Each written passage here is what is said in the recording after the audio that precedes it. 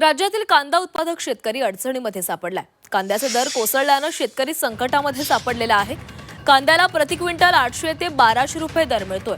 यामधून उत्पादन खर्चही निघत नसल्याने शेतकरी आर्थिक अडचणीमध्ये सापडलेला आहे। लोणी बाजार समितीमधून याचाच आढावा घेतलाय आमचे प्रतिनिधी हेमंत चापुडे यांनी।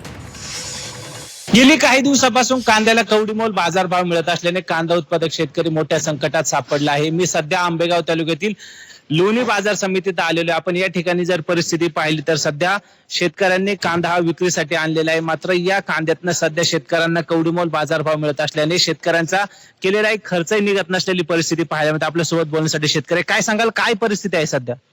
कांद्याचा जर विचार केला गेला तर कांदा हा उत्पादन खर्च आणि खर्च यात मोठा फरक दिसून येतो।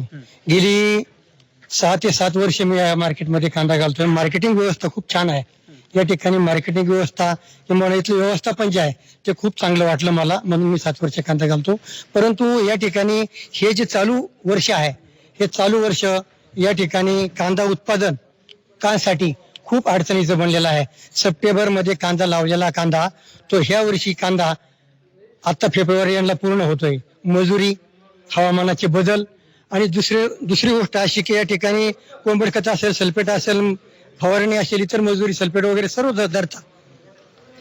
माझा वैयक्तिक भाग सांगतो की 2.5 एकराकरता उत्पादन खर्च जो आहे, मग उत्पादन निघले आहे 1,30,000 आणि खर्च झाला आहे 1,60,000 रुपये।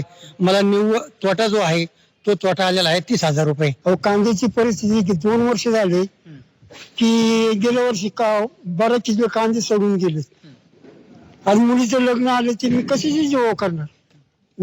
अहो इतक्या संकटात आता परवा मंचरला कांदे नेले काढला तर ते 9 रुपयाने गेले। कसं खर्च निघणार? 2,000ला 2,100 रुपयाला 10-20 गोण झाली, 2100 रुपयाला गोण झाली। मग 2100ला कोण कांद्याची दे ना आम्हाला? हा अहो रडायला कोणी ना आमच्या जवळ। Hemant Chapude, Zee Media, Ambegaon, Pune.